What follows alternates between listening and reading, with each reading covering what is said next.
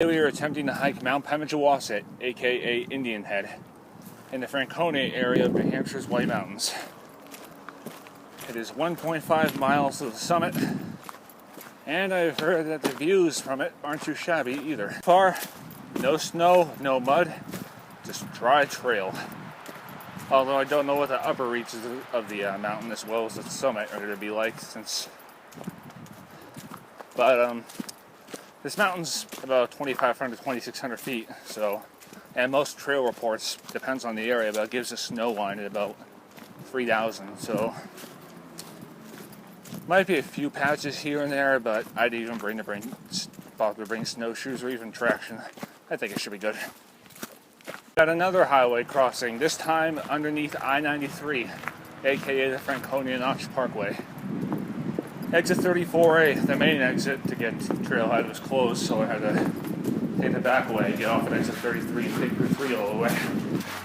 But whatever, it still took me about an hour and a half. Oh yeah, this is the north side of the highway we're crossing under. South side will be coming up soon, won't bother showing that. Want to keep this video fairly short, considering it's a fairly short hike. Right, now the fun really begins.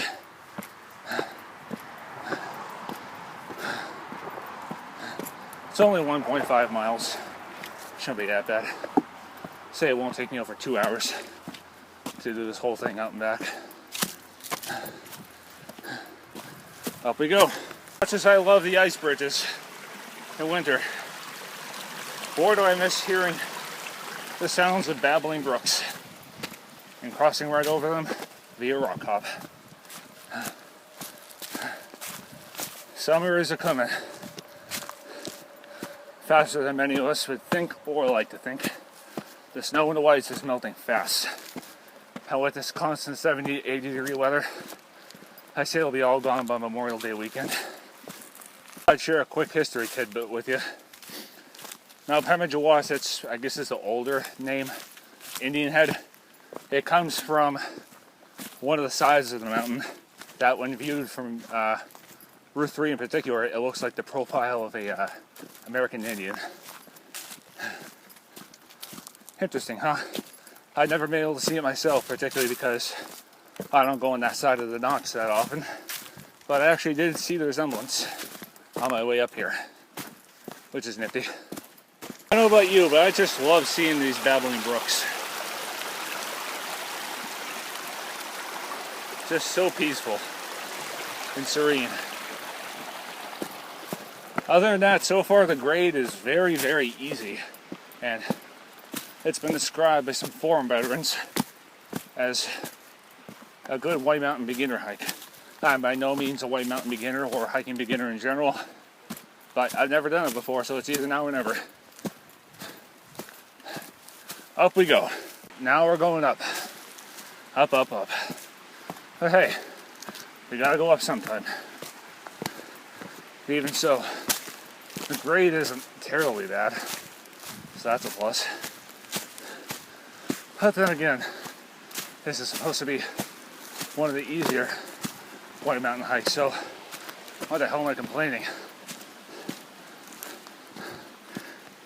I can kind of see what looks like a summit, or ideally the summit, but you know how I am with that kind of thing. Although we are gaining. It's probably only about 1,250, 1,300 feet of gain in this hike alone. Anyway, to the top of Mount Pemigewasset we go. Alright, judging by the altimeter reading of what we're seeing up there, I don't know if you can see it, but I can. I think we should be getting somewhat close to the summit of Mount Pemi. Anyway, if nothing interesting happens, I'll meet you on the summit.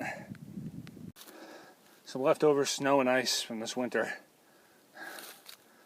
Spring has not truly finished the job on Mount Pemi yet, but I say it'll be gone within the next few days.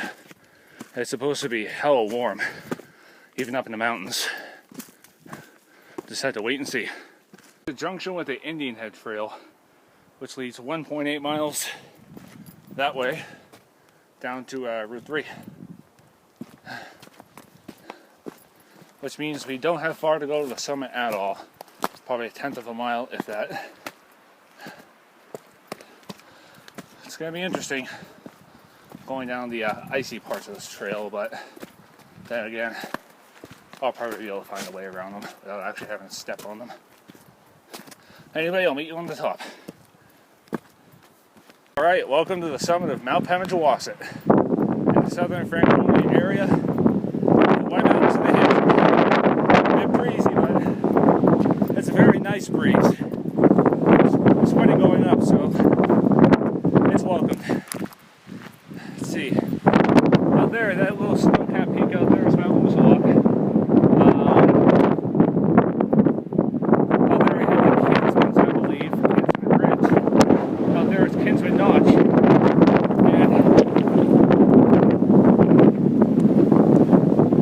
holy cow, that's a steep drop. Don't want to drop my iPod.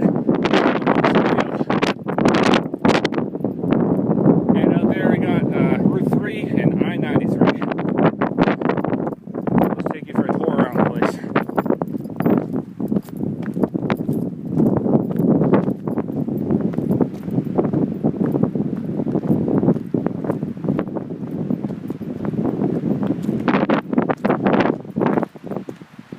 Okay, so that was the summit area. The true summit, most likely, is over here somewhere.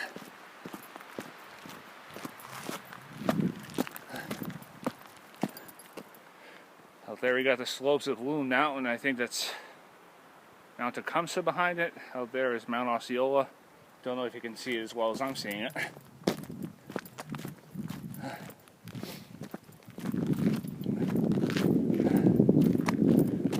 Out there we got Mount Liberty and Mount Flume with a flume slide. I think somewhere out there may be Whaleback, I'm not sure.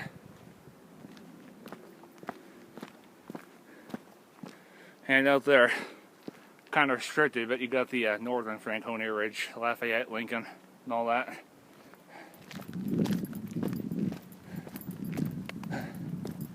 Oh, I see, it makes a little bit of a loop, or it's just a turnaround sign. Just an all-around awesome bang for your buck hike, in my opinion. I am really glad I came here. Truly an excellent way to spend the late afternoon after work. So it was 1.5 miles here with, I'd say, 1,250, 1,300 feet of gain. So I'm going to take my lunch, quote-unquote lunch, because it's like almost 4:30. And I will meet you back at the trailhead, assuming nothing interesting happens. Back at the trailhead off Route 3. So far, it's, like I said, definitely a good bang for your buck. Might not be worth it to some as a standalone, considering some of you have to drive like 2.5 hours to get here. But since Franconia Notch is basically semi-local for me, only an hour and a half, give or take, I can crank it out in an afternoon. So round trip distance was 3.1 miles with, I'd say, 1,300 feet of elevation gain. So from the Flume Gorge Visitor Center parking lot and Mount Pemi, see you on my next adventure.